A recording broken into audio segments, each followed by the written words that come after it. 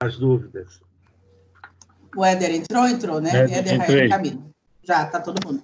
Não, nós fechamos, professor, é só para saber a questão do envio, como que é para ser, se é um para os 4, ou não, todos enviam. Tá. Mas coloca no... Vocês perceberam? Fala, Gabriel. É o Éder. É o Éder. É o Éder. Mas, professor, lá no código investidor, eu coloco o nome dos 4 ou pode ser o nome de um só? Como é que faz? Não, ali pode colocar o nome. Ixi, professor, não deu para entender nada. Cortou. Cortou tudo, não entendi nada.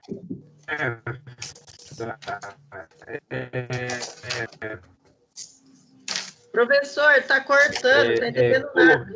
Manda um para todo mundo que participa. Não colocar o... eu não sei por que está cortando. A robótica, a voz, professor. Não está entendendo. Não estou entendendo. A sua voz não deu... Deixa aqui, eu vou tentar mudar de provedor. Vamos ver o que... É, porque a voz está cortando, não chega nada. Aí, deixa eu achar aqui.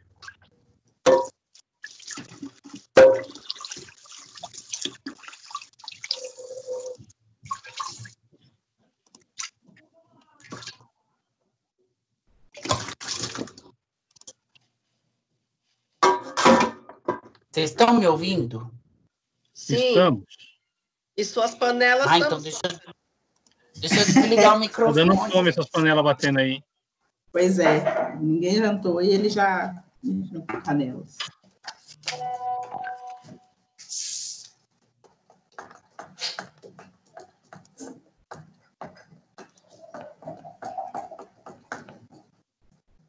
E agora, como é que tá? Agora está chegando no normal. Melhorou? Pelo menos para mim. Melhorou, agora tá. Tá, beleza. Aí é que tá.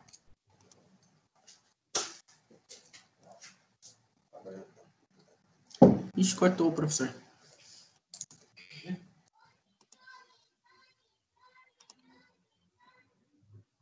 Cadê ele? Sumiu? Ih, caiu. É, acho que... Não, ele tá. Que aparece ele aqui embaixo, mas travou, né? Ele tá aqui, só que eu acho que tá mudo. O microfone dele tá ligado também. Caiu a conexão, acho que dele, né? Aí, a conexão não, travou. Voltou. É. Tá ruim hoje, espera aí. Vamos tentar assim. Se não der, eu vou pelo meu celular aqui. Estão me ouvindo? Sim. Agora estão. Vamos lá. Beleza. O material que eu mandei para você, eu inicialmente tinha um cenário, né? E depois eu mandei um novo cenário. Tá? Certo. Travou. É minha que travou ou travou dele, né? Travou dele, é. Acho que travou dele de novo. Travou. Poxa, tá aparecendo aqui como se eu tivesse acenado, eu nem acenei nada. Você tá dando tchau. Você deve ter clicado nessa mãozinha ali, ó. Quando clica, ela fica. Então, mas e como que solta isso? Eu nem... Clica na mãozinha de novo. Pronto, cliquei. E agora? Opa, voltou. Chegou? Chegou só o som. Eu vou... Espera aí, a imagem... Não, só o som, não tem imagem? Não tem imagem. Estão me vendo? Não, vendo não.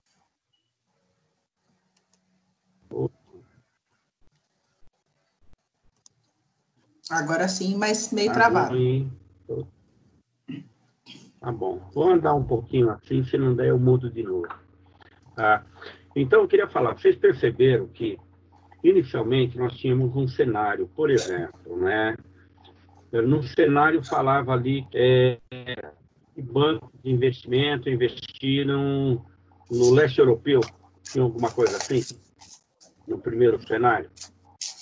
No leste europeu? Eu não vi isso, não. Deixa eu pegar o meu aqui. Espera aí. Deixa eu pegar. Deixa eu achar o meu aqui para colocar junto, a gente olha junto. Eu também. Não sei onde eu pus o meu, peraí. Vou achar aqui.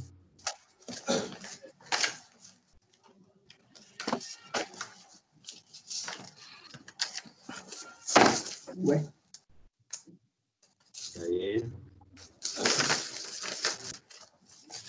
Aí vocês estão chegando aí o cenário, é o primeiro. Ainda não subiu, professor. Eu não estou vendo nada, para mim está a tela preta. Para mim ainda subiu. Peraí, agora veio. Beleza, olha aqui, olha o que o primeiro cenário falava, né? O mercado está favorável para os exportadores e há incerteza em relação aos importadores pela alta do dólar. Até aí, não tem novidade nenhuma. O mercado de telefonia celular está aquecido. Para o de telefonia fixa, as expectativas são boas, mas a longo prazo. Tá? Nos próximos meses, a tendência é de queda no consumo. Né? Quando tem queda no consumo, tem alguns setores que são atingidos em cheio. Né? Por exemplo, linha branca. Né? Deu queda no consumo, as pessoas não compram bens duráveis. É normal isso. Geladeira, máquina de lavar roupa, e aí vai para eletroeletrônico, TV, então mexe muito com isso. Aí vem um outro aqui, o governo parece que atuará em breve para tentar diminuir as taxas de juros. Quer dizer, quando a gente fala em redução de taxas de juros, a gente está falando de uma economia mais estável.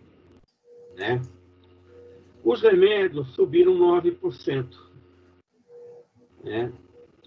O Oriente Médio anuncia produção recorde de petróleo. Tá? O governo americano impõe cotas ao aço brasileiro. Não fala de banco de investimento aqui. Não estou vendo banco de investimento. Tá? Vamos lá para o segundo cenário. Deixa eu procurá-lo aqui. Cenário final. Olha, a taxa básica de juros subiu já o segundo? Tem jeito? Não, está no primeiro ainda travado. Está no primeiro ainda. Vai subir. Espera aí que vai subir.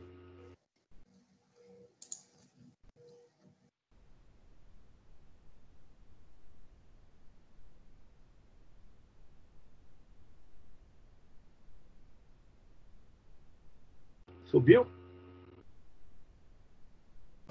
Não, está travado. Ainda não, está travado aí. Espera aí.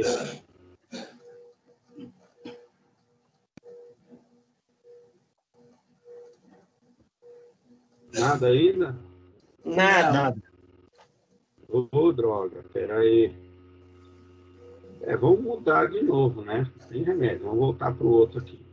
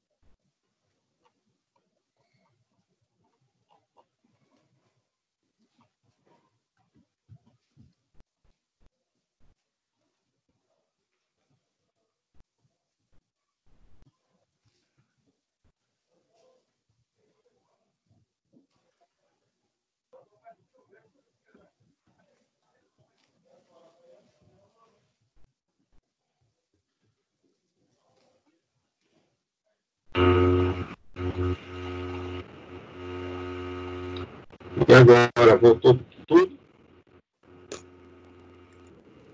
Voltou, tá o senhor agora. Ah, tá. Ah, mas a sua voz está ruim e travado. A imagem está travada. E a voz está de robô. Peraí, eu vou tirar a imagem. Peraí. A minha imagem, né? Peraí, vamos ver se melhora. Bom, subiu o segundo cenário, final. E a voz aparentemente está melhor. Tá. Então, peraí, o cenário de hoje, deixa eu ver outro cenário. Aqui. Subiu aí para vocês? Subiu. Subiu. Beleza. Tá. Então, olha só. Nesse cenário aqui, é o cenário que eu passei para vocês para atualização, né? As ações da telefonia fixa mantiveram seu preço, já as de telefonia celular valorizaram 5%. Então, quem comprou ações de telefonia celular acrescentou 5% lá no seu portfólio. Teve uma valorização de 5%. Essa aqui de banco de investimentos não estava sinalizando lá no primeiro cenário, né? Não estava sinalizando no primeiro cenário. Pelo que eu vi, estou voltando nela aqui.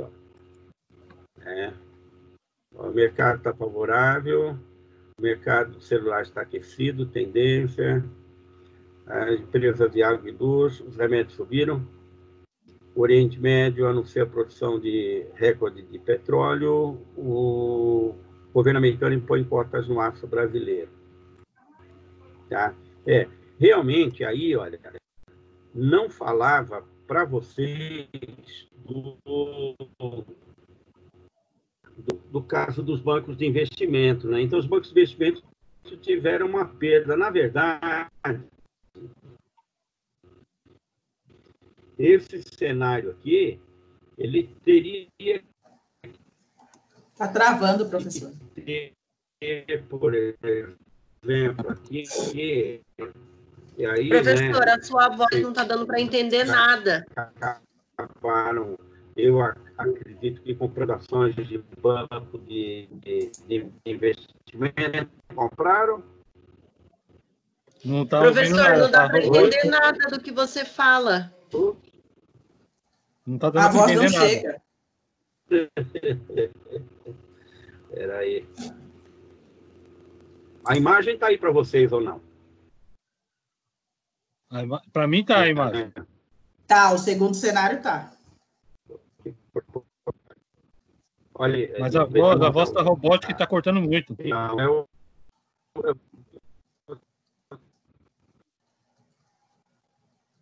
Nada. Sumiu. Agora não está falando, agora nada.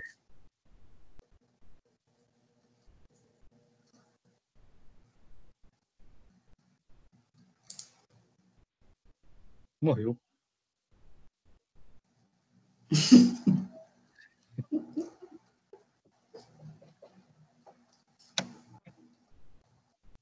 Tá ouvindo, professor? Professor, tá ouvindo? Manda um sinalzinho de fumaça. Um dedinho para cima. Um joia, né? E eu acho que ele caiu. Será? Não, tá aqui, aparece ele aqui. Aí, professor, se você caiu, se levante. Tá ruim, muito ruim a conexão. Tá mesmo, professor. Tá ruim. Tá ruim mesmo. E olha, tentei pela Vivo, né? Agora eu estou na Vivo. Tentei pela NET. Né? Mas hoje a internet aqui estava péssima também. Ó, agora tá bom, agora dá para ouvir perfeitamente.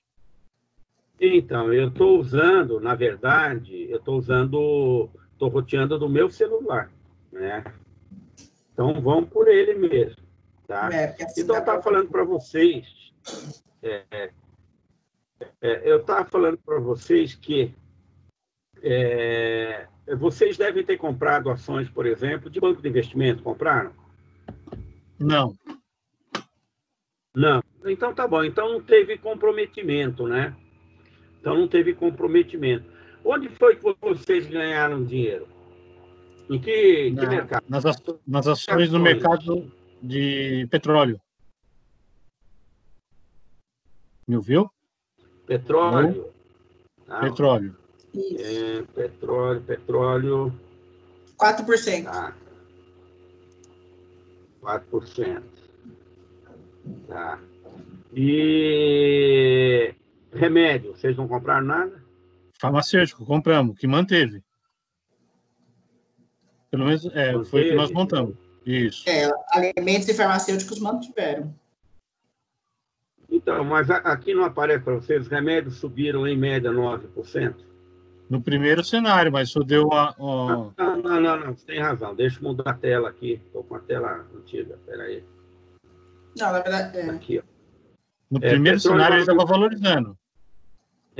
Banco de no segundo, manteve. Banco de investimento, vocês não compraram, então não perderam nada. Né? Isso. Siderurgia, vocês compraram? Não. Não. Olha só, siderurgia já sinalizou, né? Porque é bem assim, o grande comprador, né, de chapa de aço fria brasileira é o mercado americano, né?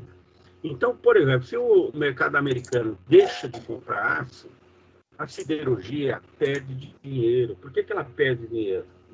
Porque ela não pode parar de produzir, né? A siderurgia trabalha com fornos enormes, né? Fornos muito grandes. Então, se ela para de produzir, se ela para de alimentar o forno, né? Esse forno, ele perde eficiência quando ele tiver que ser retomado. Então, o que a siderurgia normalmente faz, né? Ela continua produzindo, mesmo que não tenha comprador. Ela faz estoque. Se ela faz estoque e não vende, é natural que o faturamento dela caia. Então, por isso é que pode desvalorizar. Tá? Petróleo sinalizou que subiria. Petróleo é sempre um mercado bom, né? Quer dizer, nos últimos tempos, nós tivemos um problema com o petróleo, né? Porque houve aí um desentendimento entre o Oriente Médio, os russos, e o Oriente Médio achou que deveria aumentar a produção. E quando você tem um aumento de produção, você tem uma oferta grande de petróleo, é natural que o preço acabe caindo. Isso foi atualmente, tá? Não é no caso do cenário. No cenário houve valorização, tá? No caso dos CDBs, né, os juros que foram atribuídos, eles foram honrados. Então, vocês tiveram juros ali para contabilizar. No caso das debêntures, né, olha só, empresa de livro só vai pagar 50% ao final de 60 dias. Então, vocês vão contabilizar juros, né, mas somente a metade. Se compraram debêntures de leasing, não sei se compraram. Tá? Então, é isso, né? Só para a gente ter uma ideia, né, da administração da carteira, o que pode acontecer é isso, né? Cenários que se alteram e as perdas que possam acontecer. No caso de vocês, não houve tempo de reação, né? Eu falo reação no sentido de trocar os papéis, porque tudo aconteceu em 60 dias. Mas quando a gente fala de fundo de investimento, e aí a gente está falando de administradores, né, de grandes administradores, é natural, quando acontece algo, né, que cause algum prejuízo, é normal o administrador trocar as posições. O que ele faz? Ele vende para o mercado aquele papel que não está dando rentabilidade, ele recompra outros papéis no mercado, esperando ter uma rentabilidade melhor. Tá? É natural que toda vez que o administrador ele coloca papel para vender, ele tem custo para isso, né? E esse custo ele pode pesar nos custos gerais do fundo, né? Porque, como nós falamos, o fundo de investimento é uma empresa, né? Tem CNPJ próprio, tem funcionários próprios registrados lá no fundo de investimento.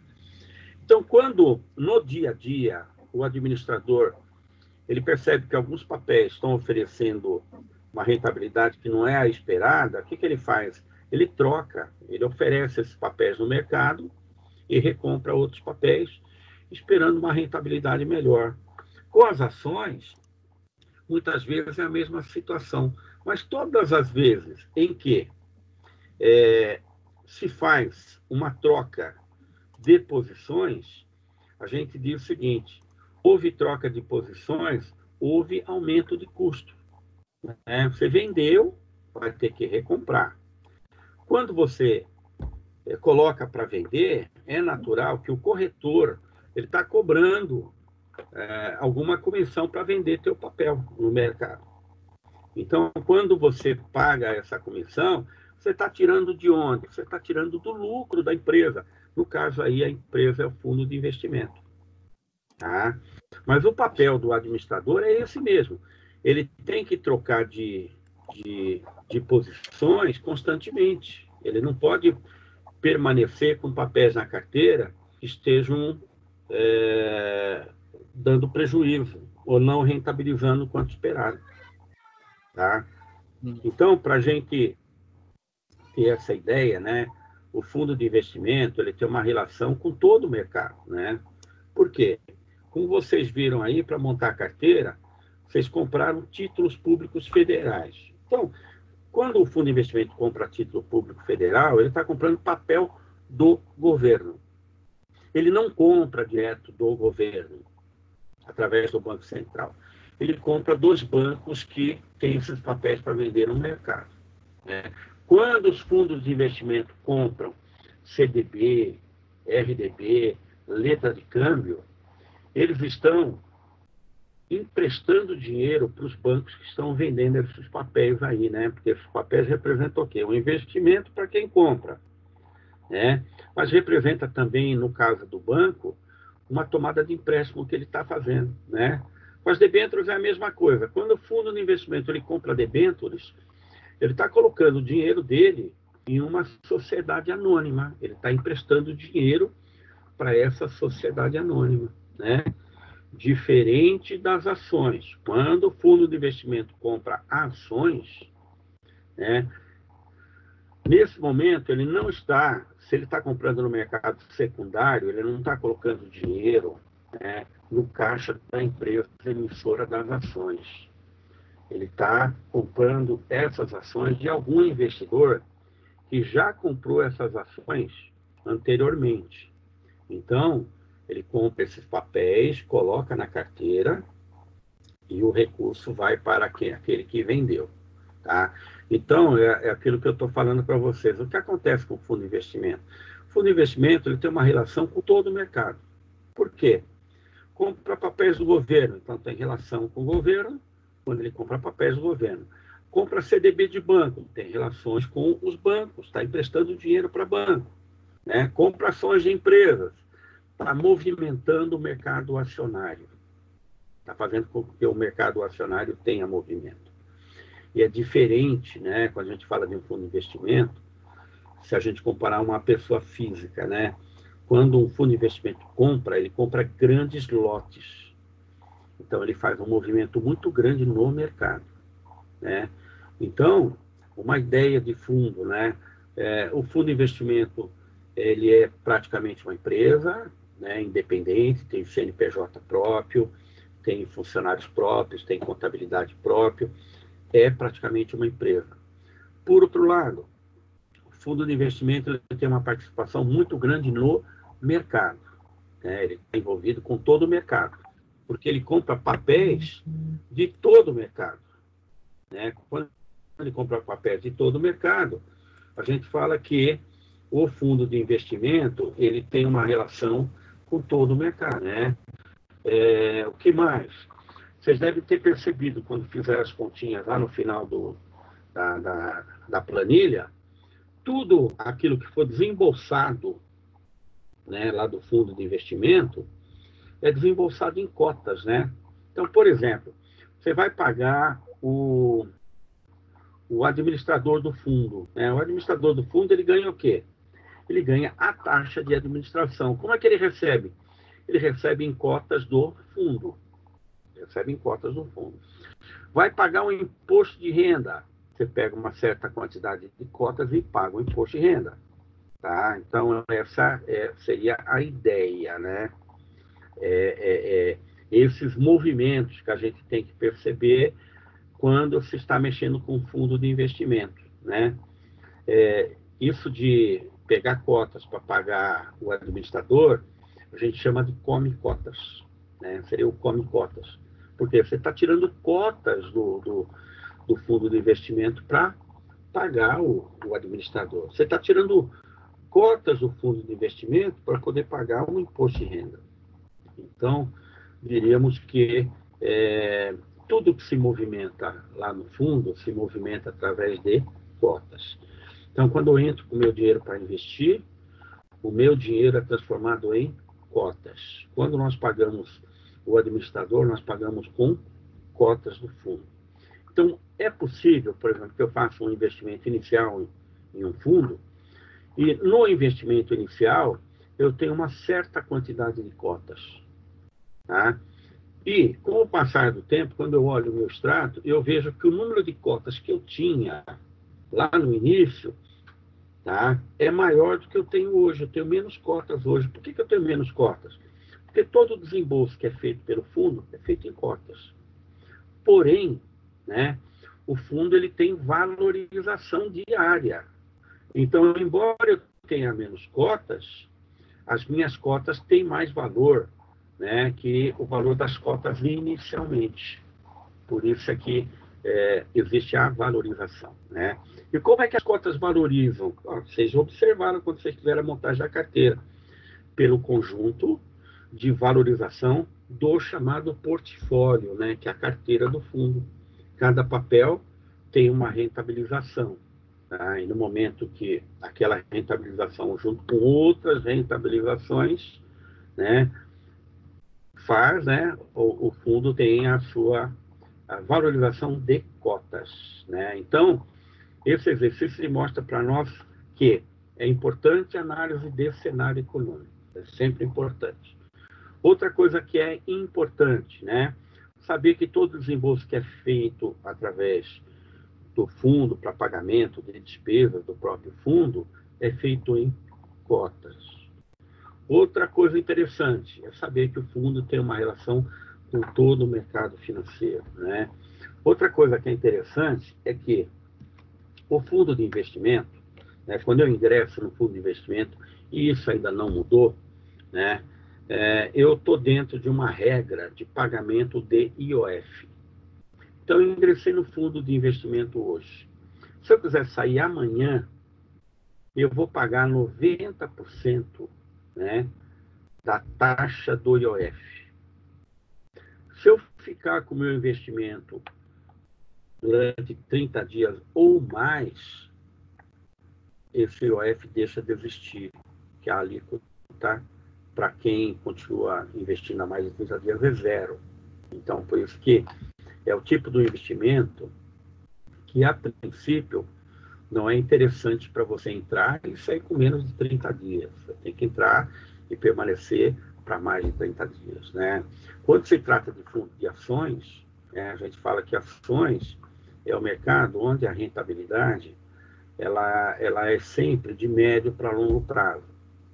Então, não é bom você investir num fundo de ações e sair logo. Né? Por quê?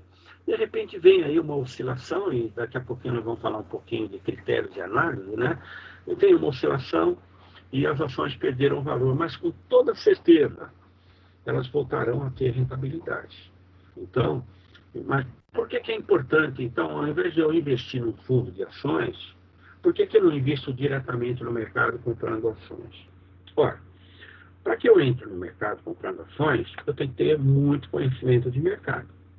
Né? Ao passo que, se eu investir em um fundo de ações, eu sei que naquele fundo tem profissionais que conhecem o mercado e vão trabalhar para mim, embora eu tenha que pagar para eles. mas eles trabalharão para mim. Eles vão usar todo o know-how, todo o conhecimento de mercado que eles têm para fazer investimentos para mim. Outra diferença, né? O fundo de investimento, ele trabalha com grandes volumes. Então, o administrador do fundo, quando ele compra grandes volumes. Então, ele tem um poder de barganha muito maior que eu teria atuando sozinho. Então, o fundo me dá essa condição. Tá? O poder de barganha é grande. Não importa se eu tenho um investimento pequeno, tá? Eu vou ter a mesma possibilidade de ganho que o investidor maior teria. Tá? Eu estou ali, recebendo a minha rentabilização por igual.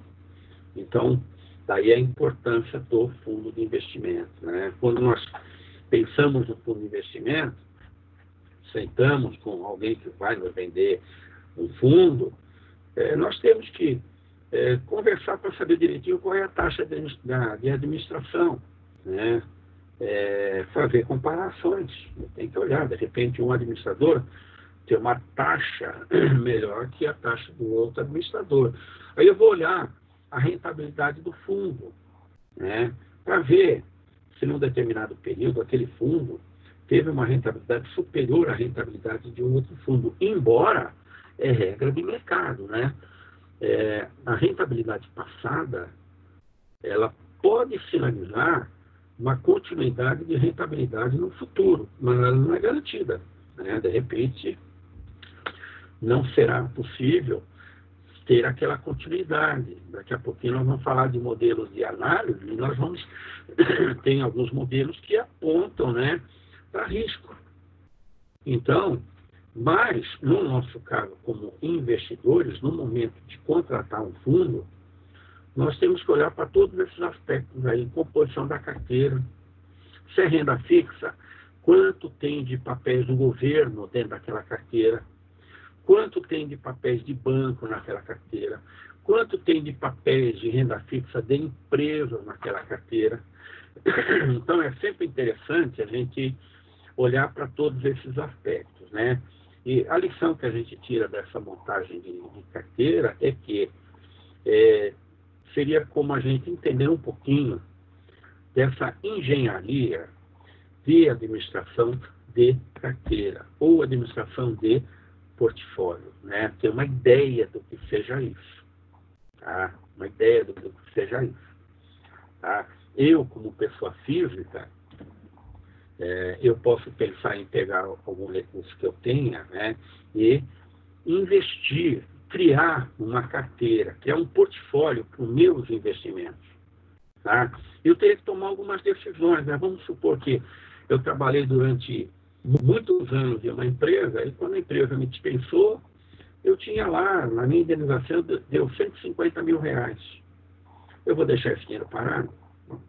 Se eu pensar em dar entrada no imóvel, talvez uma boa parte desse meu recurso foi carreado para aquele imóvel. Imobilizei meu capital. Tá? Ao passo que se eu pegar uma parte desse recurso, deixar separado aí, numa aplicação de curto prazo, ou pode ser até um fundo de investimento, onde eu posso movimentar a qualquer momento, né? O fundo me dá essa possibilidade. Ele tem liquidez diária, quer dizer, eu posso, a qualquer momento, lançar mão naquele recurso. Né? Se eu fizer a escolha, por exemplo, de pegar uma boa parte do meu dinheiro e aplicar em CDB ou em RDB, eu estou amarrado num determinado prazo, eu não posso sair antes. Então, quando eu começo a pensar, olha, recebi 150 mil reais, vou deixar uma parte desse dinheiro aplicado aqui, no curto prazo, pode ser fundo de investimento. Por quê? Porque quando eu precisar de recurso, eu vou lá e peço. Aliás, hoje nem é necessário você pedir para resgatar. Esse resgate é automaticamente, está atrelado à tua conta corrente. Tá? E o restante, o que eu faço? Né? Tem algumas regras de mercado que dizem assim, olha, quanto que eu devo colocar em investimentos de risco? Né? Até quanto eu posso arriscar? Olha, se eu for conservador com os meus investimentos, é natural, né, que eu não posso deixar mais de 12%, 15% aplicado em investimento de risco. Né? Somente se eu for mais arrojado. Aí eu posso ir até mais longe. Mas, normalmente, se eu tiver um perfil mais conservador, é 10, 12, no máximo 15% em aplicações de pouco risco. O restante eu posso diversificar, né? Eu posso levar um pouco para ações, um pouco para debêntures, um pouco para outro tipo de investimento. Eu estou fazendo o quê? Eu estou estruturando uma carteira, né? Se no meu caso não é eu cuido dos investimentos não meus, mas de uma empresa. Então é natural que eu tenho que estudar toda a estrutura de capital que essa empresa tem, né? Olha, a empresa tem recursos, ela não quer investir nesse momento em matéria-prima, ou não quer comprar o produto de uso dela, tá? Porque já tem estoque. Né? E se você compra, por exemplo, matéria-prima, você vai ter custos. Primeiro, custo de estocagem, depois tem que fazer seguro, depois você tem que ter pessoas para cuidar daquele estoque, é custo. Então, se a empresa não vai usar esse dinheiro imediatamente, ela tem que procurar alocar os recursos de alguma forma onde ela possa usar, né, no momento que ela precisar, e esse capital ter alguma rentabilidade. Eu estou cuidando dos investimentos de uma empresa, onde eu tenho que fazer opções, né? Invisto em matéria-prima, negocio pagamentos antecipados, ganhando algum tipo de desconto para isso, é uma outra alternativa, eu posso fazer isso. Ou, né, eu tenho que partir para o mercado financeiro. A gente fala mercado financeiro, a gente fala de uma forma bem abrangente. Tá? Mercado financeiro, aí eu considero, estou olhando ele no conjunto, né? Pode ser ações, pode ser renda fixa. Tem N tipos de investimentos que eu posso fazer pensando em uma empresa. Se eu tiver que administrar o meu patrimônio, os riscos são todos meus. Né? São todos meus. Né? Então, eu posso correr o risco que eu acho que devo correr. Se eu sou mais conservador, eu tenho que olhar direitinho para a minha vida. Espera aí. Olha, eu deixei a empresa hoje, não tenho nada previsto para daqui a tanto tempo, eu tenho que deixar um recurso aí pelo menos para 6 meses para me manter, pagar minhas contas direitinho, e o restante eu tenho que rentabilizar, vou investir. Então, eu escolho aquilo que é melhor para mim. Sempre pensando em montar um portfólio de investimentos. Né? Indo daquele grau de menor risco até um investimento onde eu possa ter uma rentabilidade maior, mas eu tenho que ter ciência que eu estou assumindo risco. Né? Então, essa tem que ser a linha de pensamento. E esse trabalho com o fundo de investimento é exatamente para dar a nós essa ideia de administração de carteira, né? De administração de carteira, onde eu tenho vários papéis que estão aí no mercado para comprar. Né? Então, esse pensamento de fundo de investimento, ele pode ser trazido para a nossa vida financeira, como pessoas comuns. Né? É natural que o fundo de investimento, quando eu monto minha carteira, ele pode ser parte da minha carteira. Tá? Ele pode ser parte da minha carteira. Onde eu tenho a tranquilidade de ter alguém cuidando do meu dinheiro. É uma possibilidade. Tá? Não é o caso, né? Vamos supor que eu ganhei na Mega Sena, ganhei 50 milhões. Opa, como é que eu vou montar minha estrutura de investimentos? Aí é uma outra história, né? Então eu tenho que ver direitinho quanto que eu vou comprar de imóveis, né? Mas não imóveis pensando em comprar e vender, ganhar dinheiro comprando e vendendo. Não, vou comprar imóveis para montar uma carteira de imóveis, alugar e ter o retorno financeiro daquilo, né? Quando eu recebo aluguel, eu sei que aquele que alugou o imóvel, ele está pagando também os impostos para mim. Então, mas é muito dinheiro. Agora, quando o dinheiro é contado, né? Olha, se eu chegar em um banco e falar, eu quero fazer um CDB, um RDB, os bancos vão impor limite para mim. Né? Vão impor limite para mim. Vamos ver o seguinte, falar, olha, a gente não faz CDB aí com menos de R$1.000. Então, eu sei que eu não vou ter, muitas vezes eu não tenho esse recurso e eu quero aplicar em um CDB. Tá? Então, acho que eu posso procurar alguma corretora no mercado e falar, olha, eu quero aplicar em CDB. Você tem algum banco por aí no mercado que tenha CDBs de R$100 para 60 dias? Ah, tenho. Então, você pode fazer pequenos investimentos também. Com o título público federal, a mesma coisa. Eu posso ir para o Tesouro Direto, né, e começar a montar minha carteirinha com o Tesouro Direto, né, recebendo taxa Selic, onde o risco é considerado zero, que é governo, eu estou administrando meu capital. Tá? Então, a ideia inicial foi essa. Tá? Foi essa. Tá bom? Querem fazer alguma pergunta sobre fundo? Outra coisa que eu não falei. O fundo de investimento, a gente já falou nesse assunto, né? Quando eu faço um investimento em um banco, eu tenho lá no banco fundo garantidor de crédito. Do banco quebrar, ele garante o meu investimento. De 300 mil até 300 mil por CNPJ, tá, ou CPF, está garantido, né? Lá no banco.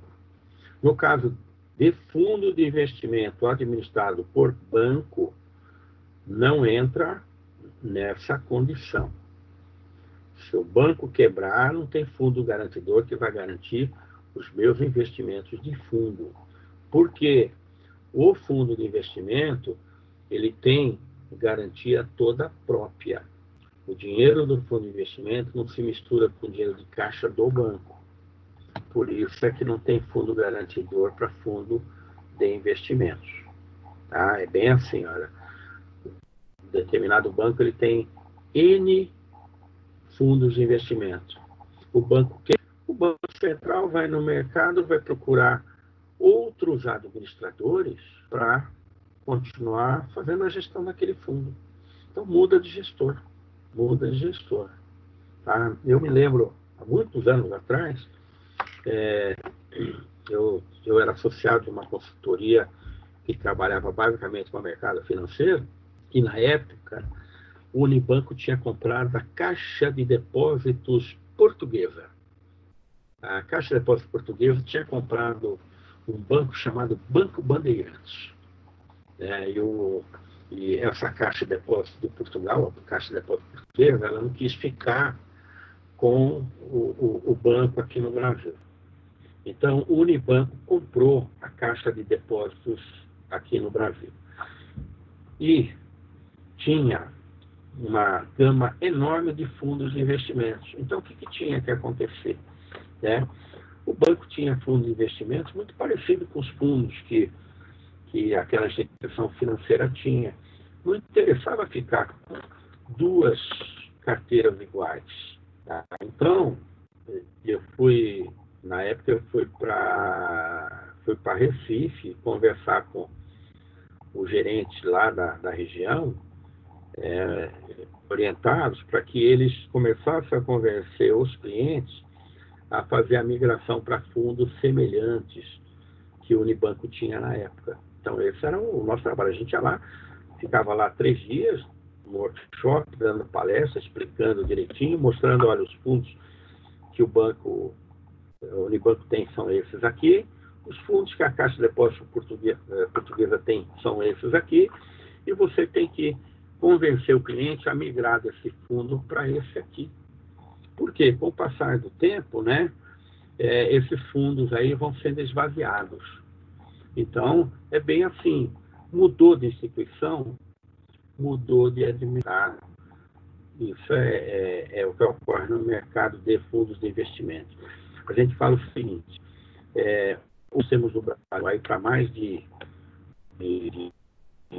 4, 5 mil diferentes tipos de fundos de investimento. Por isso que a gente chama isso de indústria de fundos de investimento. Uma enorme de fundos de investimento para cada necessidade. Tem fundo de investimento com uma característica, tem outro fundo com outra característica, tem fundos mais em papéis, né? Se tiver na composição da carteira uma quantidade maior de títulos de renda fixa, de renda fixa. Existe de ações onde é caracterizado por ter mais de 50% de ações na carteira. Isso caracteriza que ele é um fundo de ações, né? Então dá essa característica. Tem outros fundos que oferecem muito risco, né? São chamados fundos de multimercados, quer dizer, o administrador do fundo vai investir o dinheiro do investidor em vários papéis de vários mercados, e a busca é sempre de um ganho muito grande, então o risco também é muito elevado. Tá? Esse é um outro tipo de fundos. Mas se a gente olhar, né, se vocês tiverem a curiosidade, tiverem conhecer um pouco mais do assunto, tem um livro bom, né, que é um livro muito antigo, que é o Mercado Financeiro, Produto e Serviço, que é do Eduardo Fortuna, né? Ele é o autor. E esse livro aí, ele traz daquilo que ele fala, e ele fala praticamente de todos os tipos de investimento, de empréstimo que o mercado tem, ele fala legal, parte tributária, a composição de carteira, ele fala de tudo. É um livro caro. Eu não sei nem quanto custa hoje, mas é um livro aí de mais de R$200. Tá? No princípio, né, como quando começou a certificação aqui no Brasil, o CPA 10, né, a nossa consultoria na época, montou curso de certificação para o Banco do Brasil. E eu faço a parte os outros colegas faziam as outras. Você está começando a cortar de novo. E o revisor técnico do trabalho que eu fazia era o Eduardo Fortuna. Né? Eduardo Fortuna. Quer dizer, o Eduardo Fortuna ganhou grana, uma grana danada, porque, na verdade, quem puxava a carroça era o Paulo, eu que fazia todo o levantamento para montar o curso, e o Eduardo Fortuna emprestava o nome, né? Ele entrava como revisor. Né? Por quê? Porque era um autor conhecido e nós acabamos contratando ele. Durante muitos anos, né, eu mandava um e-mail para o Eduardo Fortuna, falei, Eduardo, manda a edição nova do livro. Ele mandava para mim. E aí, na época, eu era professor de uma outra instituição, e a gente, a faculdade,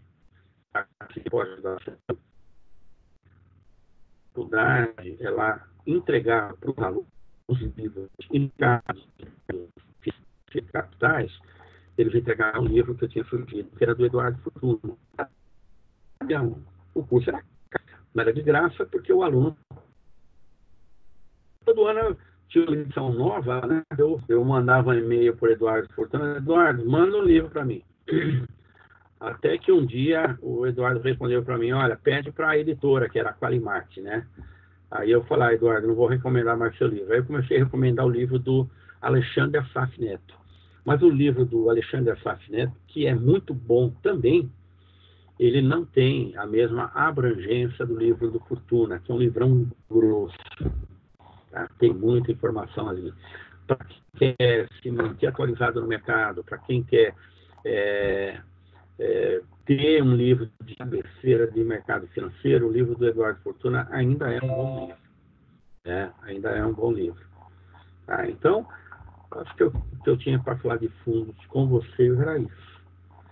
Fica alguma dúvida nisso aí, ou no trabalho que nós fizemos? Podem falar, gente.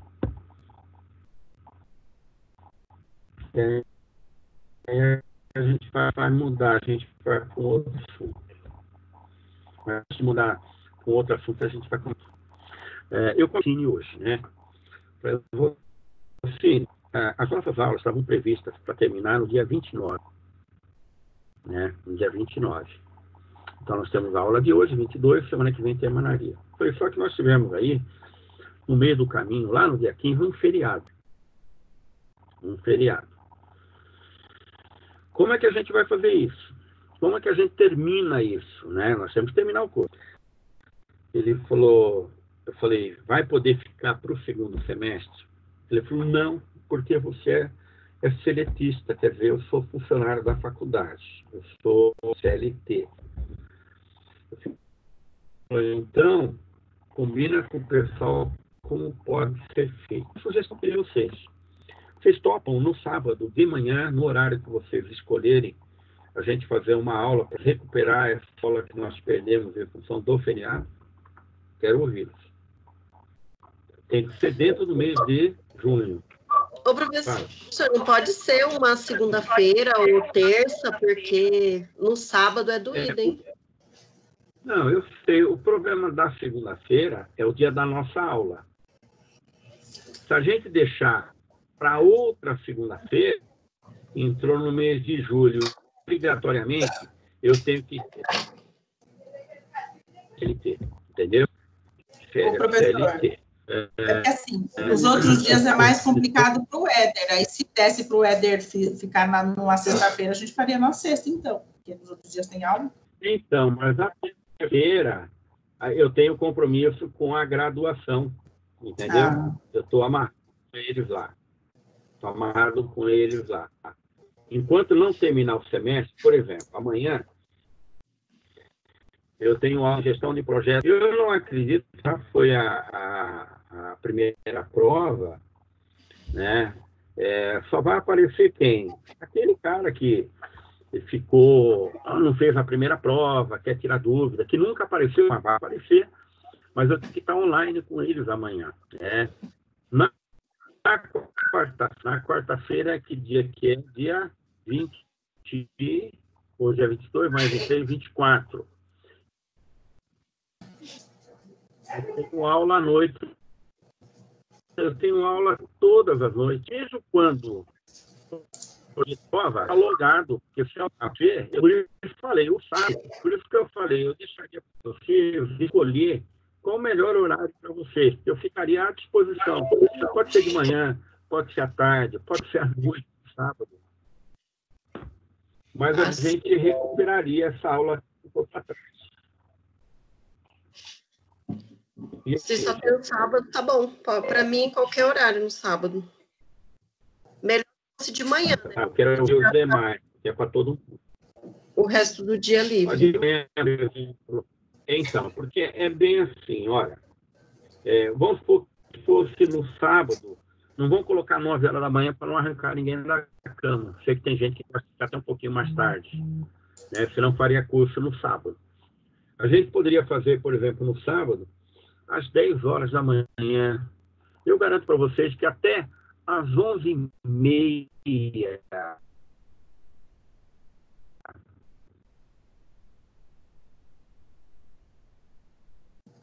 Cortou, agora sumiu. Tá bom.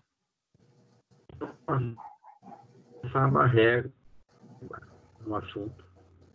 Mas a ciência de tudo às 10 horas. Está cortando, a gente não está ouvindo nada, professor.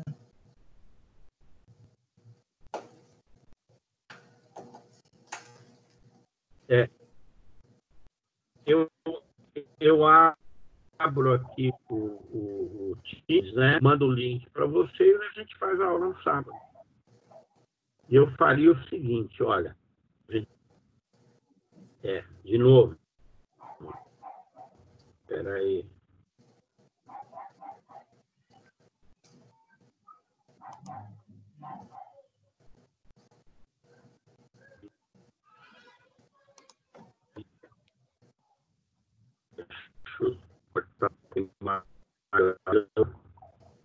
Melhorou? Não, está cortando. Tá muito ruim a ligação, a conexão. Tem muita bateria.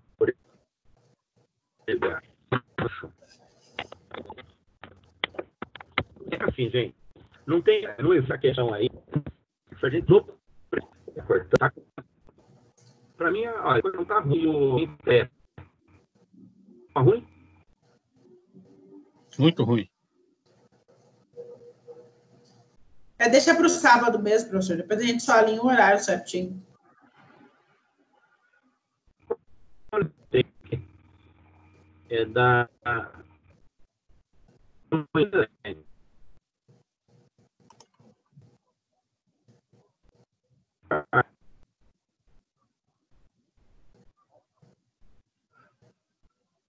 Tá piorando. Acho que é melhor botar essa de hoje para sábado também. Acho que ele caiu. Meu Deus. Ele tá acenando, né? Ele deu um tchauzinho. Foi embora? É. Tchau, boa noite. Foi embora, tchau.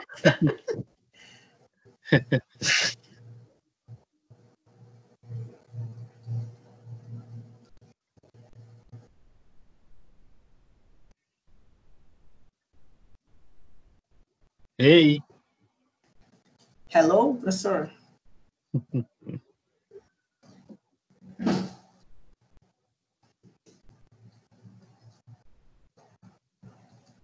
Levanta a cabeça, Camila. Ah, tô mexendo no celular.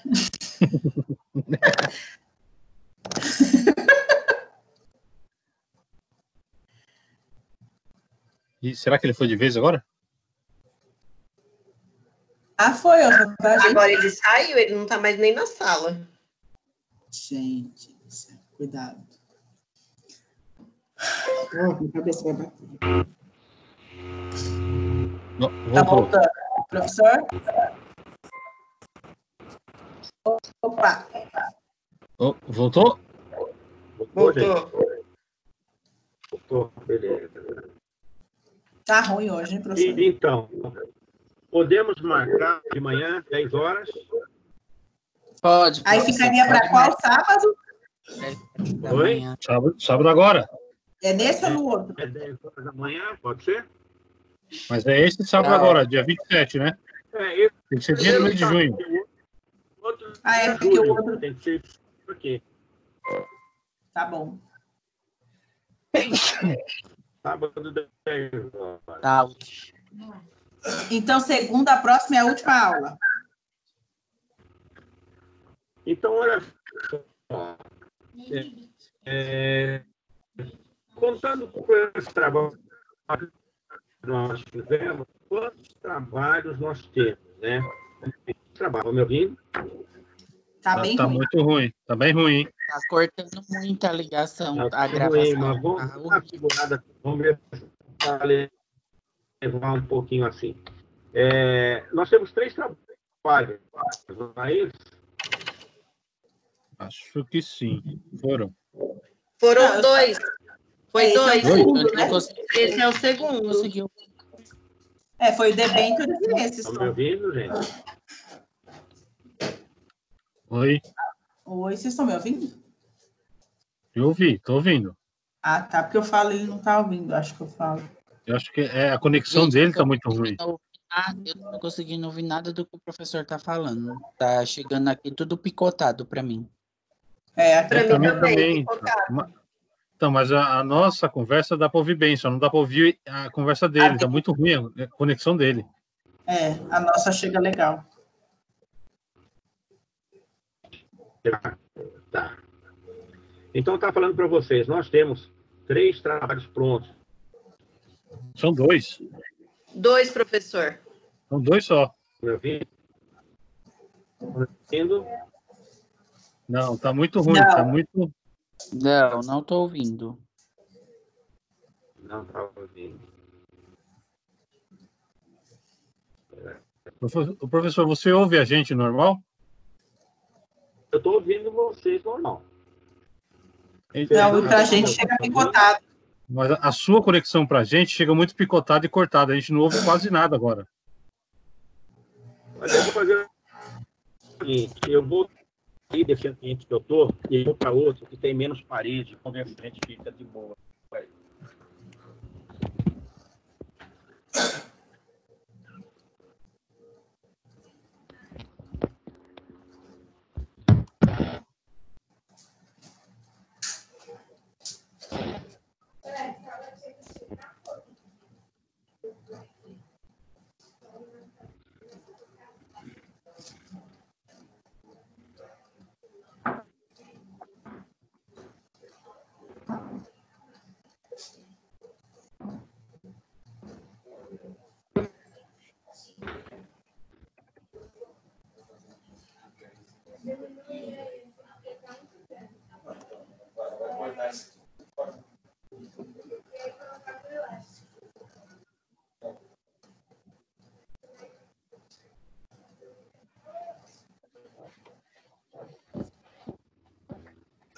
E agora, melhorou?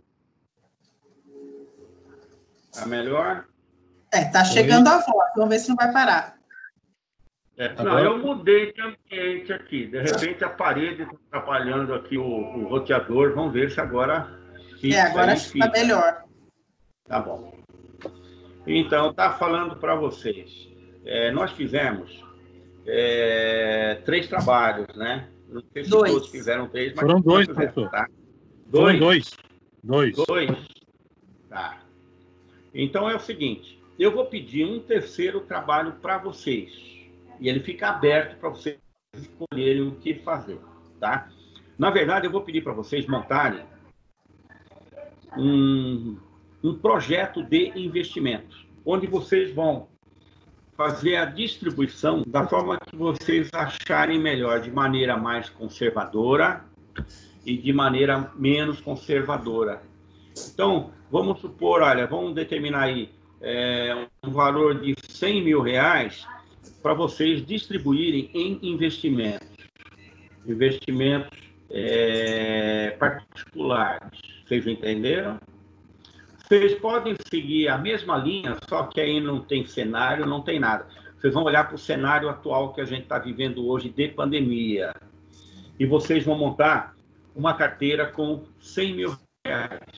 Vocês vão fazer a distribuição de papéis.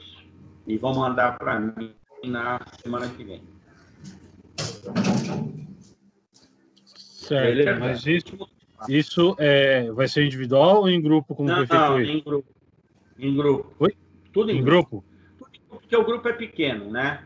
Uhum. O grupo é pequeno. Se vocês preferirem fazer de forma individual, a gente combina agora. Como é que vocês querem fazer? Acho que depende do pessoal. Por mim, grupo, melhor. Para mim, grupo também é melhor. Beleza, hein? Eu acho também que se a gente fizer entre nós 4 é melhor, porque se a gente tem, por exemplo, se eu tenho uma dúvida, o Éder ajuda, se a Camila tem, eu ajudo, o Éder ajuda, todo mundo, a gente se ajuda entre si e a gente consegue fazer melhor, eu acho. Não sei vocês, né? Eu também acho. Para a semana que vem. Na semana que vem, a gente vai fechar a aula no dia 29. Tá? Não precisa entregar esse trabalho para mim no dia 29. Vocês podem entregar no decorrer da semana. Tá? Aí tem a possibilidade de, no sábado, tirar alguma dúvida. Começar a fazer o trabalho, alguma dúvida, quer conversar, a gente conversa no sábado. Tá bom? Na semana após 29, o senhor fala, né, de entregar?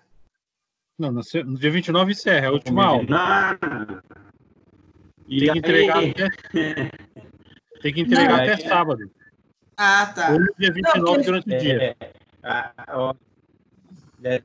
Deixa eu falar uma coisa para vocês. Oi? Trabalho para mim, entregar o trabalho para mim, tá? Você faz da semana. Eu vou pedir para vocês, na última aula, na segunda-feira, para vocês fazerem para mim a apresentação do trabalho. Entenderam? Entendi. Beleza? Aí, na segunda-feira, a gente reserva uma parte do tempo que vocês vão apresentar o trabalho para mim. E aí, depois vocês me mandam um e-mail ou o WhatsApp com o trabalho fechado. Tá ótimo. Tá bom? Então, eu vou avançar aqui um outro assunto. Espera aí.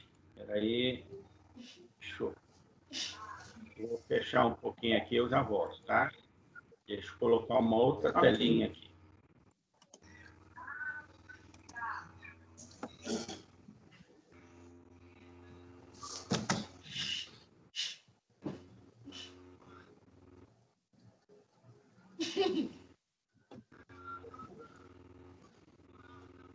Aqui, ó. Vê se subiu para vocês uma telinha.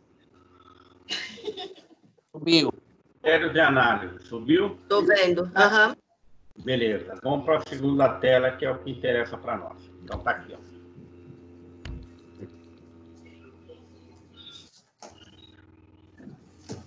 Chegou? A segunda ainda não. Não, vamos esperar ela entrar. Para mim chegou já. Legal. Para mim já chegou também. Beleza. Olha só, nós vamos falar um pouquinho de critérios de análise, né? Porque é bem assim, fazer um investimento, nós só tivemos um critério, né? Quando nós montamos aquele fundo de investimento, foi um cenário econômico, né? Mas a verdade é que para aquele que investe, ele tem que ter alguns parâmetros, né? Para poder analisar onde ele está investindo o dinheiro dele, né? E principalmente ações. Por quê? O comportamento do mercado de ações é um comportamento que oscila muito. A gente fala que tem uma alta volatilidade no mercado acionário, né? Então, tem alguns modelos que nos ajudam na avaliação quando se trata de ações. Como está aqui na telinha, olha. Quando a gente fala de critério de análise, a gente está procurando projetar o comportamento futuro daqueles investimentos que nós vamos fazer. Então, se eu estou investindo hoje, eu tenho que fazer uma projeção de comportamento lá na frente, futuro. Na verdade, eu tenho que fazer algumas previsões em virtude das variações de preço que o meu ativo, onde eu estou investindo dinheiro, terá. Né? Quando a gente fala de ações, existem dois modelos, né, de avaliação que são os mais conhecidos, né, modelo de análise, que é a análise técnica e a análise fundamentalista. Já ouviram falar disso? Eu mandei uma outra telinha aí para vocês. Subiu, terceira tela.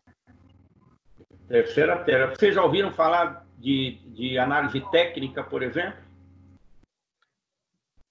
Eu não sei o pessoal, mas eu, como aplico na Bolsa, eu tenho alguns investimentos, eu conheço um pouco. Tá. Eu não. Então, é bem assim, a gente chama esse modelo de análise, né, que é a chamada análise gráfica, é um modelo que nos dá uma visão da evolução daquele papel ou daquelas ações, olhando para o passado. Eu estou olhando para trás, né? Então, a gente fala que esse modelo, que é a análise gráfica, ela pode dar uma projeção, né, de comportamento dessas ações lá no futuro, a partir de os padrões do passado, né? Então, por exemplo, eu pego as ações da Petrobras e eu vou buscar uma análise gráfica das ações da Petrobras nos últimos 3 anos, num determinado período, né? Num determinado período. Então, eu posso olhar, por exemplo, para 3 momentos diferentes, olhando para aquelas ações, para um gráfico de barras, por exemplo. Então, ela pode mostrar para mim onde ela estava, por exemplo, em termos de preço, no ano de 2017. Aí eu olho, naquele mesmo período, em 2018, eu vejo, através de um gráfico de barras, se houve uma evolução positiva ou negativa. E eu posso olhar mais um período, 2019, por exemplo, para ver, no critério dessa análise, onde ficou. Então, a análise gráfica, ela me dá essa condição. Pode ser uma análise diferente. Ao invés de olhar, por exemplo, para uma análise de barras, eu posso olhar para uma análise de pontos, né, com um desenho de linhas. Então, pode mostrar o desempenho das ações durante um determinado período. Então, a análise gráfica, ela me ajuda na tomada de decisões mais rápidas, né? Porque eu estou visualizando períodos e padrões passados. Eu consigo enxergar com mais facilidade. Entenderam isso? Sim, para mim está claro. E os demais? Sim, professor.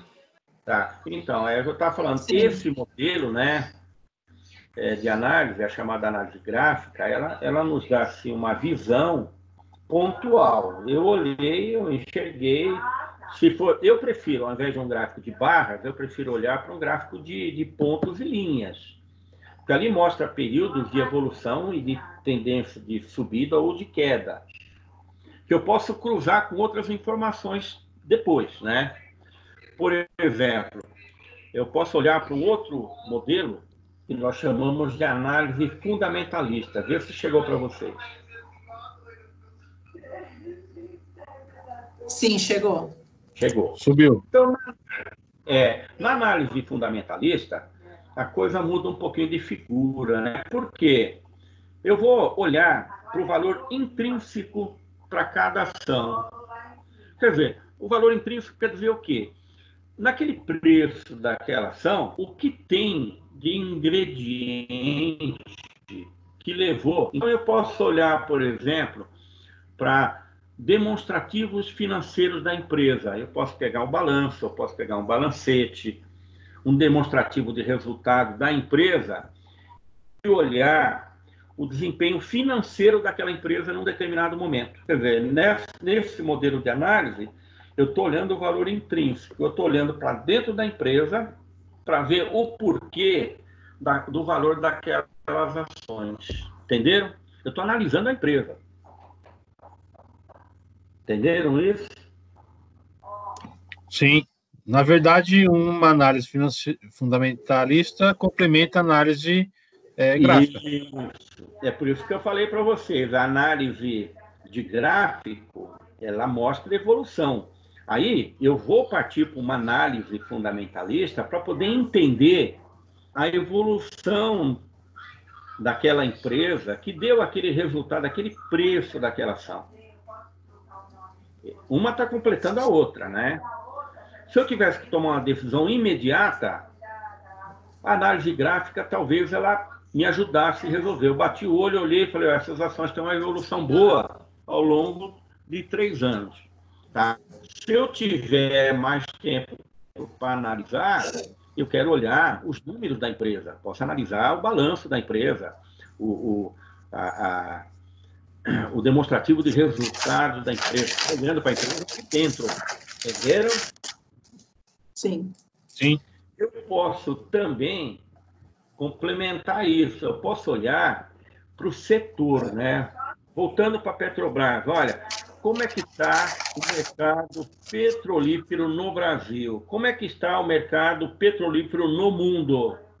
Então, eu estou olhando para o setor, estou complementando as informações. De repente, a empresa ela até apresenta bons resultados, mas o setor em si não está indo bem. A qualquer momento, os resultados dessa empresa, em virtude do setor não estar indo bem, podem ser contaminados. Nesse momento, os demonstrativos são bons, mas o setor vai mal. Então, pode estar me sinalizando para tomar alguns cuidados. Entenderam? Sim, entendeu. E a análise conjuntural, eu estou olhando a conjuntura como um todo. Estou olhando para o todo. Onde essa empresa está inserida, por exemplo, dentro do Brasil. Tá?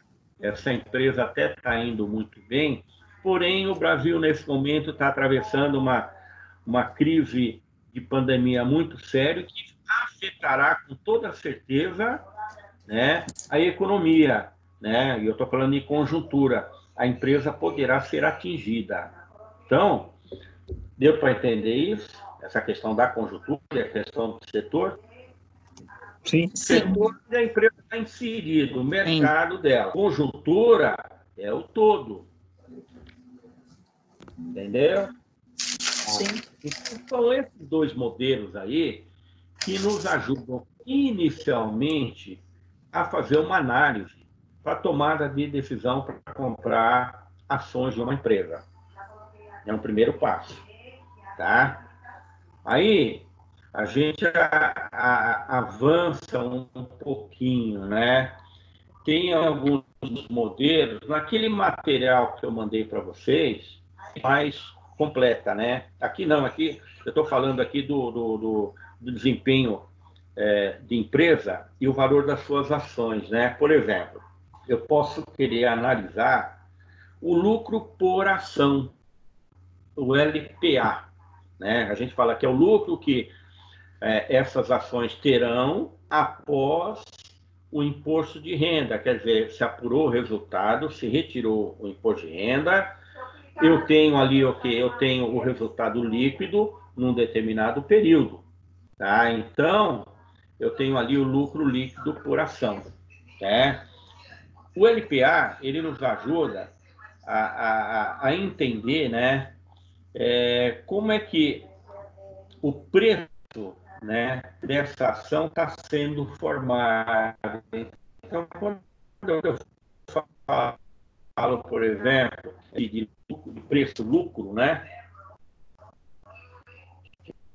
lucro por ação, cálculo, eu pego o lucro líquido da empresa e divido de forma seca pelo número de ações que a empresa tem emitida. As ações preferenciais e as ordinárias. Então, eu consigo entender, de alguma maneira, né, como é que está o preço de mercado dessa ação, né, linkado ali com o seu valor unitário. Eu estou olhando para o lucro líquido dividido pelo número de ações que eu tenho. Quanto do lucro líquido, tá, eu tenho destinado para cada ação emitida? Deu para entender isso? Lucro líquido dividido pelo número das ações. Que lucro líquido é esse? Eu já retirei o imposto de renda, tenho lucro líquido. Quantas ações a empresa tem emitida? Divido o lucro líquido pelo número das ações emitidas. Aí eu terei o conhecimento de quanto cabe a cada ação do lucro que a empresa obteve. Tá? Por aí, é possível fazer uma projeção, no caso do investidor, para saber quantos anos talvez sejam necessários para recuperar o capital que foi investido inicialmente. A gente fala que esse tipo de análise, ele pertence àquele modelo que nós chamamos de análise fundamentalista. Tá? Eu estou entrando para dentro da empresa, estou olhando para o lucro dela, estou dividindo pelo número de ações, eu estou entendendo quanto do lucro nós teremos, né, destinado para cada ação que foi emitida. De alguma maneira, né, se eu fizer uma projeção ao longo dos anos, quantos anos serão necessários para que eu consiga recuperar o capital que eu investi inicialmente com aquelas ações. Entendeu? Naquele material que eu mandei para você, tem exemplos, né, desse modelo de cálculo. Tá? Dentro desse modelo que nós chamamos de análise fundamentalista, o cálculo do LPA, que é o lucro por ação, é importante para mim como investidor, para poder enxergar quanto do lucro da empresa caberia a cada ação que a empresa emitiu. Tá? Embora nem todo lucro ele é distribuído para o acionista. Mas caso fosse, quanto do lucro seria destinado para cada ação? Entenderam isso? Tá? Sim. Ficando alguma dúvida, a gente volta depois nisso aqui, porque nós temos tempo ainda, né? Nós temos tempo ainda. Espera aí. Tem um outro modelo que auxilia, né, o investidor, que é o chamado modelo Paiô. O Éder já ouviu falar desse modelo?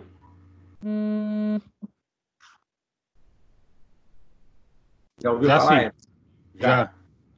Os demais acho que não ouviram falar, né? Esse modelo aqui, ele mostra o seguinte, olha, eu pego o total de dividendos que foram distribuídos, né, para os acionistas, eu divido pelo lucro líquido da empresa. Ó, esse modelo chamado Paiô. Eu pego os dividendos que a empresa distribuiu para os acionistas e eu divido pelo lucro líquido. Isso vai dar o que para mim? Né? Vai apontar para mim o seguinte, quanto do lucro a empresa, em porcentagem, distribuiu para os acionistas e quanto a empresa reinvestiu. Deu para entender? Esse modelo Paiô, ele mostra isso, né?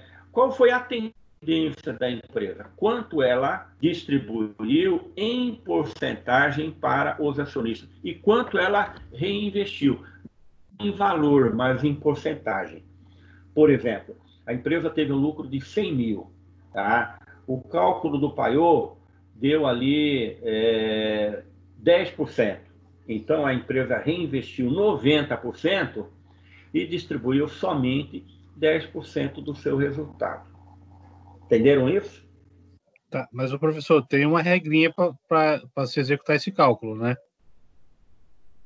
Qual que é a regrinha? Me ajuda aí. A empresa, se ela está na bolsa, ela só pode distribuir, de acordo com o estatuto da lei das SAs, a 6.404 no mínimo 25% do seu capital, até o seu capital. Isso, após a retirada de 5% de reserva. Ela, dentro da SA, ela não pode distribuir menos de 25%, sempre. Sempre mais. Sempre mais, de acordo com o estabelecido em Assembleia Geral. É lógico. Mas 25% é o que a gente chama ali de régua, né? Eu não posso distribuir menos. Não é isso? Isso, exatamente. Isso é a regra. É a lei das SAs. Aqui no Brasil funciona assim. Uma sociedade anônima, ela não pode distribuir menos de 25% do seu lucro. Ela não pode distribuir menos. Se ela distribuir 25% do lucro, está dizendo o seguinte, que 75% ela reinvestiu. Essa seria a visão. Seria a visão. Tá? Então, tem alguma outra regrinha? Acho que não, né, Éder? Não, no mínimo 25% e acima de 25% tem que ser definido em Assembleia Geral de Acionistas. Mas com toda certeza. Pode ser 30%, 40%, 50% do lucro. Depende. Uma empresa fechou lá o seu balanço, né? Findou o ano, antes dela fazer a distribuição, ela faz a assembleia, chama todos os ordinários, né, em assembleia, e ali já vem uma proposta, né, da gestão executiva da empresa para a distribuição dos dividendos. E isso terá que ser aprovado pela maioria em assembleia. Não é isso? Isso, exato. Correto. Tudo que uma SA pretende fazer, até o fato, por exemplo, de em determinado momento a empresa tomar a decisão, e a lei também permite, que ela não distribua dividendos naquele ano. Ela pode postergar isso até por 2 anos. No terceiro ano, quem é preferencial vira ordinário, né? Vira ordinário. Tá? Mas o normal fechou o ano, lá para março, o balanço está pronto, a alta direção da empresa, né, o conselho de administração, junto com o conselho executivo, se reúne e define: vamos distribuir 40% do nosso lucro. Esse ano nós vamos ser generosos. Aí todo mundo, né, os ordinários vão para a Assembleia e será votado isso. Beleza? É isso mesmo? É isso mesmo, batido o martelo. Então, esse modelo Paiô, né, ele ajuda o investidor em que sentido, né? Ele pode olhar ao longo dos anos, né, pegar várias distribuições de ações ao longo do tempo, e o investidor olha e fala: olha, essa empresa ela tem por cultura distribuir sempre acima dos 25% que a lei determina. Então, eu, como investidor, eu posso olhar esse lado aí para me ajudar na tomada de decisão se eu compro ou não ações da empresa. Eu posso ser um pouco mais conservador e posso entender o seguinte: olha, a empresa, na minha ótica, ela tem que investir pelo menos 50% do lucro dela para ela continuar sendo sustentável e continuar crescendo. Essa é a minha visão como investidor. Eu posso enxergar desse jeito. Como eu posso enxergar, eu tenho uma visão mais de investidor e falar o seguinte: eu quero meus dividendos. Quanto mais a empresa pagar, melhor para mim. Mas é uma visão de investidor, não é visão de sócio, né? Entenderam, gente? Sim, entendeu. Tá. Então, vamos falar agora, não sei se vocês já ouviram falar da teoria das D-carteiras do Markovitch. Ouviram falar já? Não. Não. Olha, eu quando fiz a minha dissertação de mestrado, eu analisei 3 carteiras de fundo de investimento na época. Eu peguei uma carteira do Banco Safra de ações, peguei uma carteira do banco, na época, Banco Real, e peguei uma terceira carteira. E eu usei 3 modelos de análise para fazer comparação das carteiras, né? Eu usei o modelo de Sharpe, o modelo de Traynor, que é um modelo melhorado do modelo de Sharpe, e peguei um outro modelo chamado de Jensen, né? São 3 modelos que eu usei. Mas antes disso, eu fui obrigado a estudar a teoria de carteiras de Markovitch, né? Henry Markovitch, em 1990, ele ganhou o Prêmio Nobel de Economia, quando ele cria essa chamada teoria de carteiras.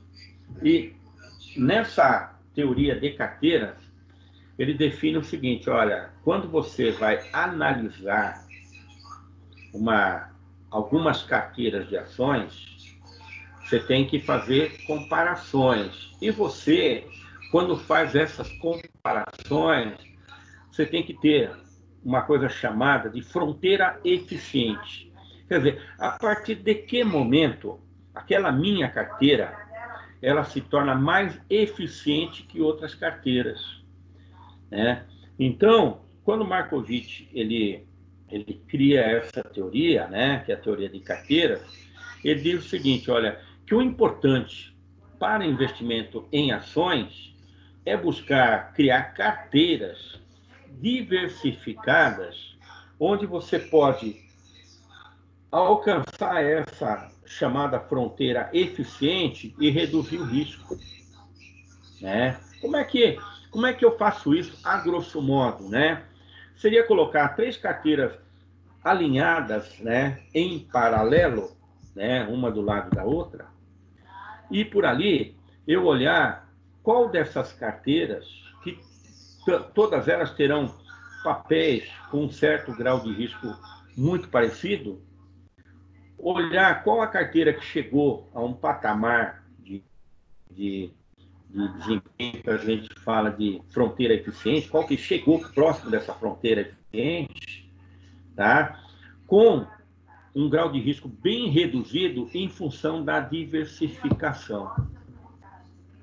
Tá? Isso deu para o Markovitch, né, para o Henry Markovitch, o Prêmio Nobel de Economia em 1990, tá? Quando ele cria essa chamada teoria de carteiras. Então, teoria de carteiras foi criada por Markovitch. Então, um investidor que tem muitos investimentos, no momento de tomada de decisão, fazer a comparação de várias carteiras é sempre importante. Você entender, você enxergar onde eu tenho o melhor rendimento comparado a outras carteiras ou portfólio, né?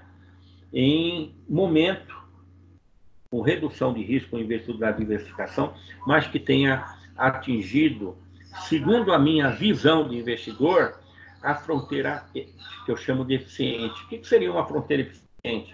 O maior lucro possível, né? O maior ganho possível em relação ao menor risco possível na elaboração da carteira. Como é que eu chego até aí? Diversificando a carteira, tá? Então, a gente fala que a construção de portfólios, né, tem muito a ver com essa chamada teoria de carteiras de Markovitch. A gente fala em 1990, né? Em 1990, nós já tínhamos muita tecnologia.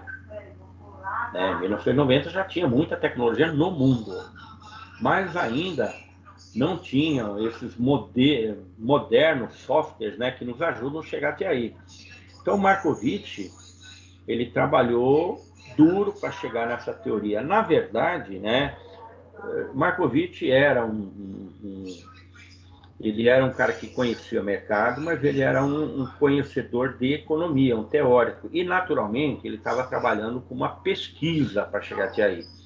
E ele tinha toda uma equipe trabalhando com ele para chegar até ali. É lógico que, como ele era o doutorzão, né, ele é que levou os louros da vitória.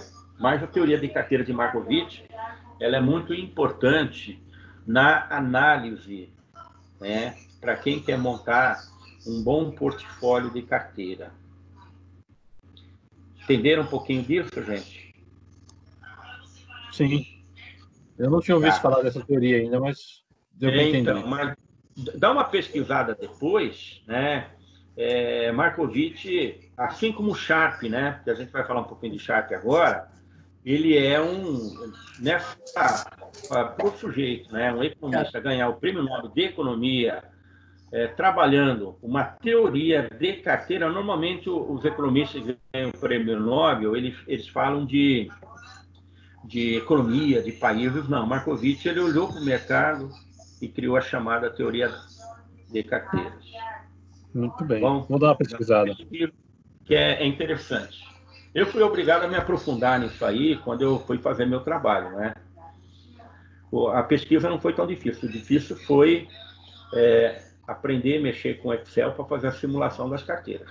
Se não tem um colega lá na faculdade que me ajudasse a montar, e eu cansei de procurar um cara bom de Excel na época para ajudar a montar as planilhas para mim, não achava. Aí o professor sentou comigo e onde vê que naquela época a gente não tinha... A gente falava que um bom notebook tinha aí... o que tinha muito era 125 mega de memória para trabalhar, quase nada. Tá? Mas já dava para fazer esses cálculos. Agora, Markovitch fez tudo isso sem toda essa tecnologia, né? E olha, a gente vai mais longe, né? Vamos falar do modelo Sharpe, né? De William Sharpe. Né? E a gente sempre lembra quando a gente fala de Sharpe, a gente lembra de William Sharpe, e não do John Winter, né? Que ajudou Sharpe a desenvolver esse modelo chamado, né, índice de Sharpe. Esse você já ouviu falar? Já ouviu falar? Esse já conheci. Já. É um modelo, a gente fala que o modelo de Sharpe, o índice de Sharpe, é um modelo que ainda é muito atual e muito usado no mercado. Ele ainda é muito reconhecido. Tá? Como dizer que o embrião de todo esse modelo é o modelo CAPM ou KPM, né? Que é o Capital Asset Principal Model, né? Que, a princípio, você olha, né? Não é uma conta, esse índice Sharpe não é uma conta difícil de fazer, né? Você pega um risco de mercado que você vai escolher, menos o risco de uma renda fixa, né? Risco de uma renda fixa, divide pelo alfa do mercado, pelo alfa da taxa de juros de mercado. Tá? Não é um modelo difícil de trabalhar, né? Na verdade, o modelo Sharpe, ele avalia o quê? Ele avalia a rentabilidade do investimento em função do risco que esse investimento tem. Por isso é que, se eu for montar um modelo Sharpe, olha, que papel no mercado tem rentabilidade e não oferece risco nenhum hoje? Eu posso falar, não, é título público federal, então eu posso pegar a taxa Selic. E eu posso escolher uma taxa de juros de um investimento de muito risco.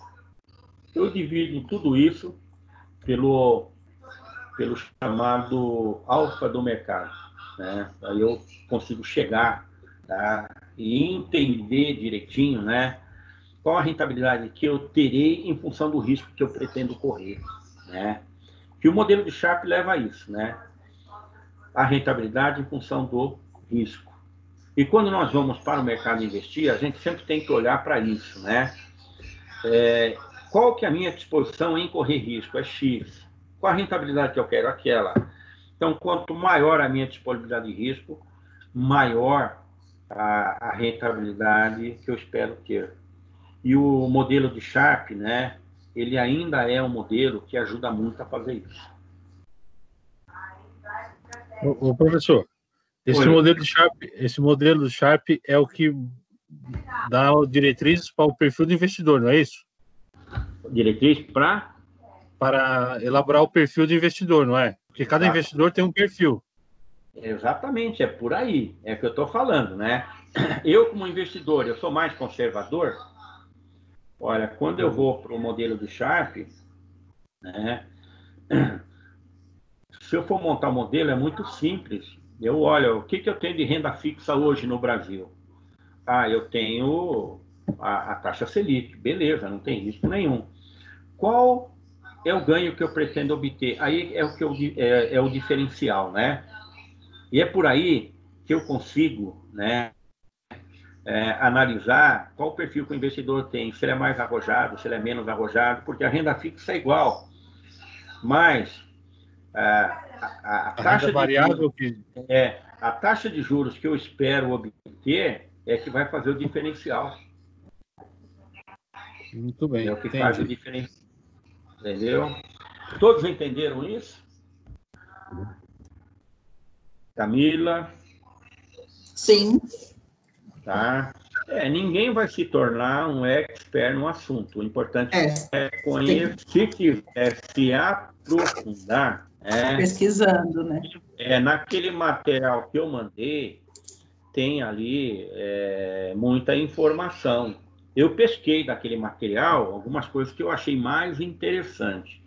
Naquele material não fala de Markowitz, mas como a gente está falando de portfólio, eu achei legal a gente resgatar alguma coisa de Markowitz e colocar aí. Tá?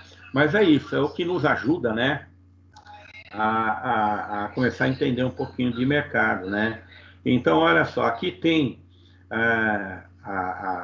o retorno esperado, né, através dessa fórmula CAPM, né, que seria, olha, taxa livre de risco, né, mais o beta. Então, eu multiplico tudo isso pela taxa de retorno do ativo menos a taxa livre de risco. Eu posso pegar aqui taxa de retorno do ativo, um ativo que eu escolhi com bastante risco, menos a taxa livre de risco, que aqui no Brasil a gente pode usar a taxa Selic. Então, seria isso. E por aí a gente chegou até onde tinha que chegar hoje. Quiserem perguntar, a gente pode. Eu tenho uma pergunta em relação ao trabalho que a gente vai fazer, esse terceiro trabalho. A gente pode pegar qualquer ação do mercado para montar, ter um mínimo de ações, ou 100 mil? Tem 100 mil reais, né? O que é que vocês vão montar de carteira com 100 mil reais? Como é que você vai distribuir esse investimento? Quanto você vai colocar de ações daquela empresa? Quanto você vai colocar de renda fixa? E que renda fixa você vai colocar? Você vai colocar o quê? Papel do governo, papel de banco, debêntures. Monta a carteira. Vocês vão montar e vão explicar que aquela carteira foi montada por um investidor com um determinado perfil. Onde você vai ter tanto de risco moderado e tanto de risco nenhum. Certo. Eu posso usar renda fixa LC, CRI, CRA? À vontade. Tesouro direto, aplicação em tesouro direto e renda variável. Renda variável, à vontade. Tá, desde que a total da carteira me deu 100 mil reais. Isso. Mas aí você quer uma posição fixa de entrada e um período de movimentação ou não? Ou, como que é o final dele? Isso é vocês que vão definir. Tudo por conta de vocês. Tá, eu faço uma aplicação, monto a carteira hoje com os valores das ações e rentabilidade de hoje, e até sexta-feira ele tem uma movimentação, ele sobe ou ele cai. E aí fecha na sexta-feira? Pode ser. Pode ser. Por isso que eu estou dando um prazo maior, né? A gente ainda está aqui na segunda-feira. Vocês podem me entregar esse trabalho até no final da semana que vem. Dá para fazer alguma simulação aí. Tá, perfeito. Minha dúvida era essa. Beleza. Eu anotei aqui também, qualquer coisa a gente pergunta, mas... Tá bom. Mais alguma coisa, gente? Então, olha, a gente vai se conversando, mas sábado está combinado, 10 horas. Antes desse... Acho que na sexta-feira eu já passo o link para vocês. Tá bom? Tá bom, tá, combinado. A gente só vai colocar os nomes, então, no trabalho e já manda para você. Beleza. Boa noite, Pontos Campos, para você. Boa noite. Esse material de hoje eu coloco lá no grupo, tá? Tá bom. Tá ótimo. Tá bom? Tá bom. Boa noite. Tchau, bom descanso. Tchau, boa noite. Boa noite.